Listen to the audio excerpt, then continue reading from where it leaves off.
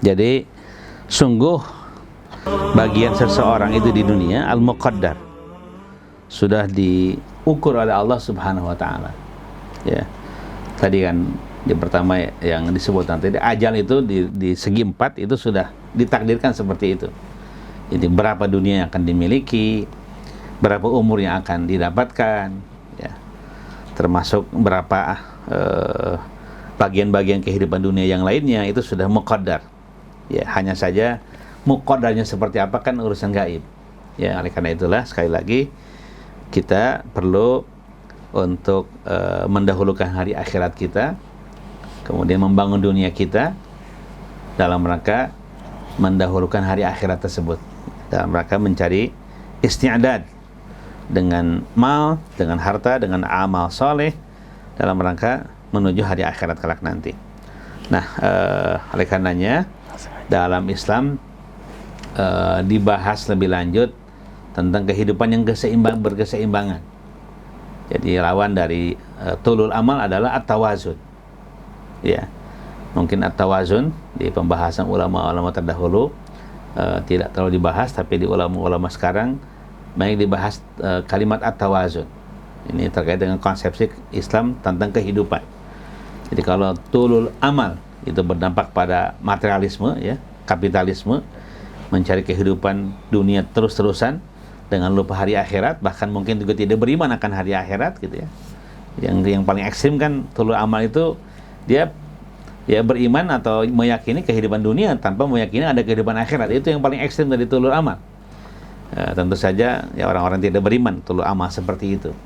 Tapi tulul amal bagi yang beriman tentu saja adalah seseorang yang bekerja untuk dunianya sampai berdampak pada lupa akan hari akhirat dan tidak menyiapkan untuk masa depan hari akhiratnya. Oleh karena itulah dalam cara pandang Allah dan Rasulnya kepada kita semuanya, kita diminta untuk membangun himmah, cita-cita yang benar, atau disebut dalam pandangan ulama-ulama kontemporer saat ini dengan kehidupan yang seimbang atau wazun, ya. Seimbang karena manusia diciptakan dari ya apa namanya dua zat atau dua asal yang berbeda, ya.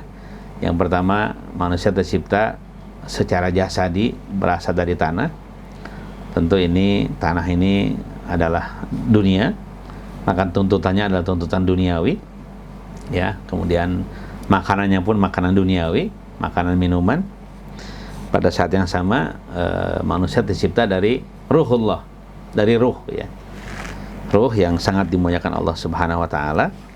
Oleh karena itulah ruh ini akan membentuk kejiwaan seseorang, akan membentuk nurani seseorang, dan tentu saja ruh karena dia adalah unsur kedua dari manusia, maka sebagaimana jasad sebagai unsur pertama yang berasal dari tanah yang membutuhkan makanan, asal makanannya dari tanah, maka ruh ini, ya, berasal dari Allah, disebut ruhullah, disebut wa nafakhtu fihi min ruhi, ya.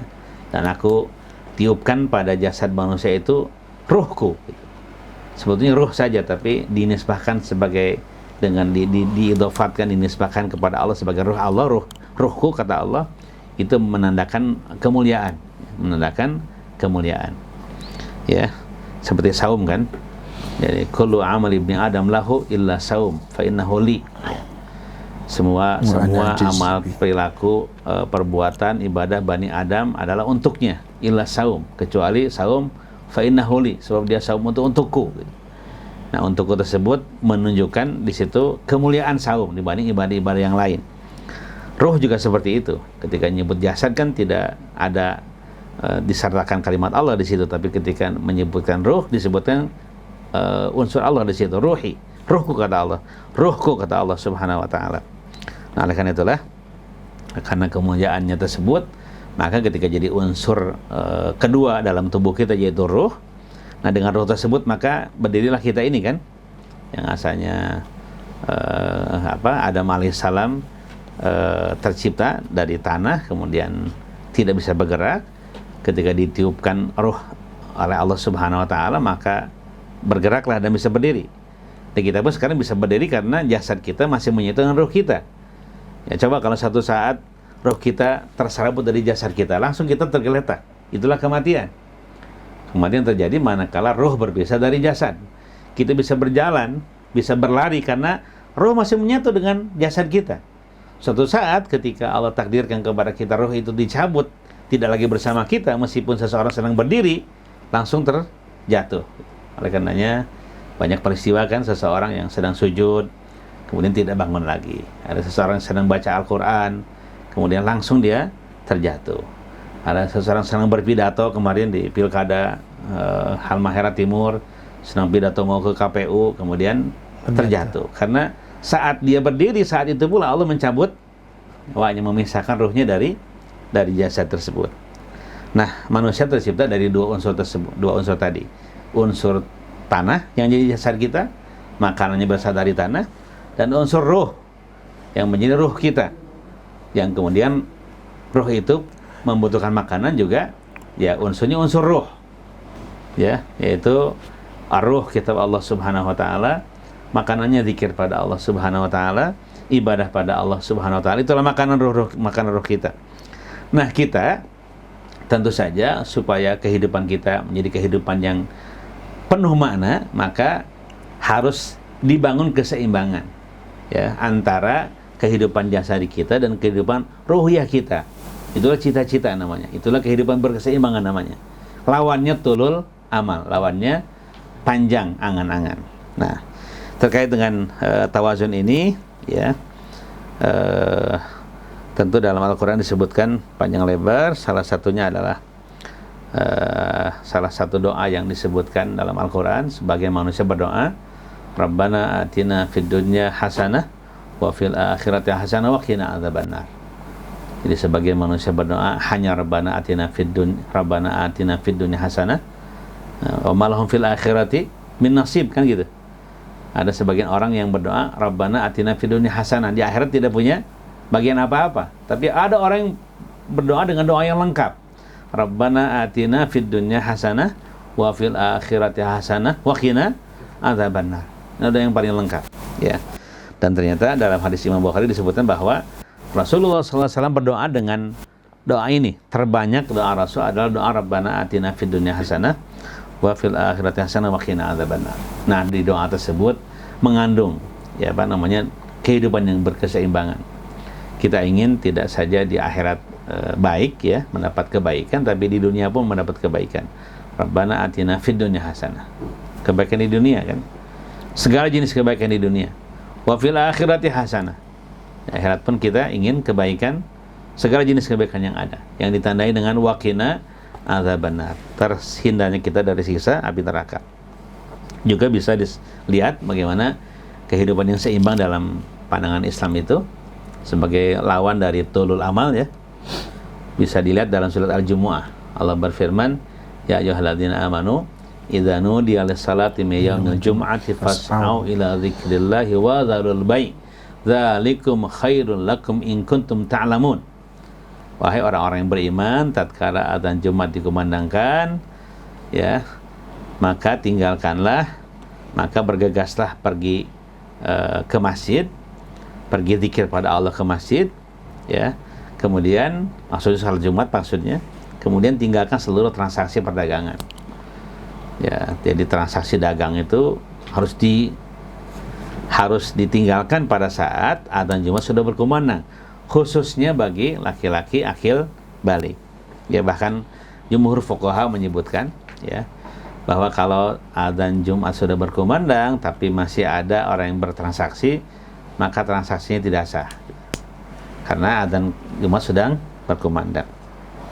Nah, hadirin sekalian, ketika adzan Jumat sedang berkumandang, ternyata fas'au ila dzikrillah. Jadi keharusan kita adalah bergegas menuju zikir pada Allah, yaitu salat Jumat. Wa dzarul bai', dan tinggalkan transaksi perdagangan, ya. Kemudian zalikum khairul lakum in kuntum ta'lamun. Yang demikian itu lebih baik bagi kalian jika kalian memahami pemahaman agama dengan baik. Nah, kita lihat bagaimana ayat berikutnya. Tadi kan kita disuruh bergegas zikir pada Allah, menuju salat Jumat, dan tinggalkan transaksi dagang. Tapi pada ayat berikutnya luar biasa. Fa idza qudiyatis salatu fantashiru fil ardi wabtaghu min fadlillah. Ketika salat Jumat usai dilaksanakan, ternyata di situ tidak ada konsep tidur siang.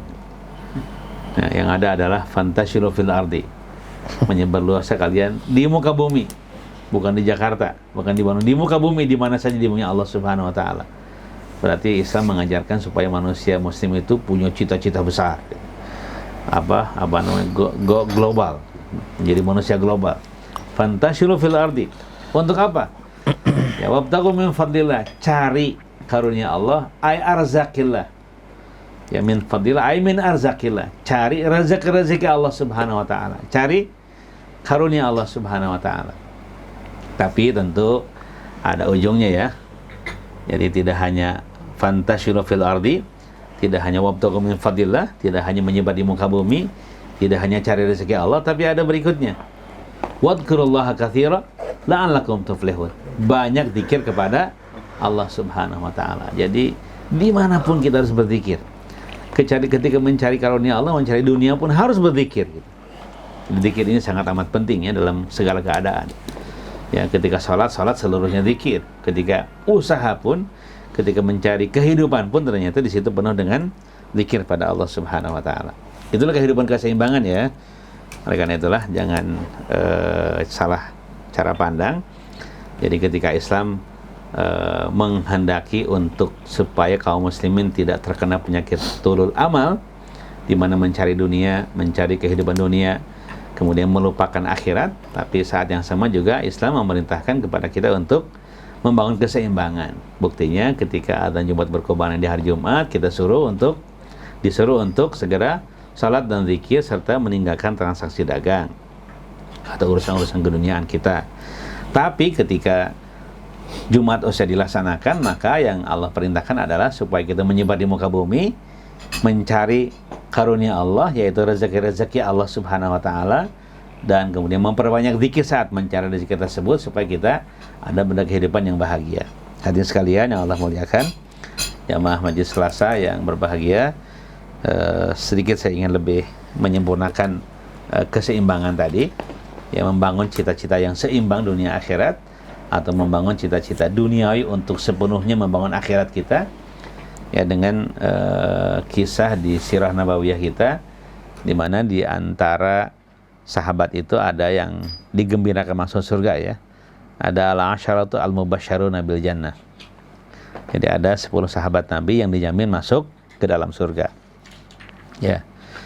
Dijamin masuk ke dalam surga. Ternyata jumlahnya 10, dan dari 10 tersebut 9 diantaranya adalah at-tujar. Ya, 9 antaranya adalah para pedagang. Bahkan ada pedagang yang paling kaya di antara mereka adalah Abdurrahman ibnu Auf radhiyallahu anhu. Ini adalah paling kaya di antara mereka, dan dia adalah salah satu pedagang yang tercatat dalam sejarah yang pernah berdoa pada Allah untuk minta punya pengalaman rugi gitu. Jadi dia ingin kepada Allah meminta supaya ada pengalaman rugi. Ya Allah, tolong beri pengalaman rugi dalam berdagang. Ya kalau kita jangan berdagang seperti itu. Kita belum kuat, belum makomnya seperti itu. Belum doa aja udah kena. Belum makomnya untuk meminta pengalaman rugi ya. Ya, mendingan kita untung terus ya. Kita untung terus insya Allah. Kalaupun rugi ya kita disegerakan untuk untung kembali dan untung kembali.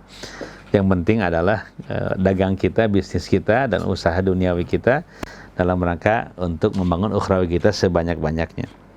Ya, ternyata sekali lagi ada al-mubasysyaruna bil jannah, ada 10 sahabat Nabi dijamin surga, 10 ya, dan 9 diantaranya adalah ternyata dia adalah para pedagang, orang-orang kaya raya, dan kemudian hanya satu ya, dia ilmuwan, yaitu Ali bin Abi Thalib. Dia sejahtera tapi tidak kaya raya seperti 9 sahabat al-mubasysyaruna bil jannah yang lainnya.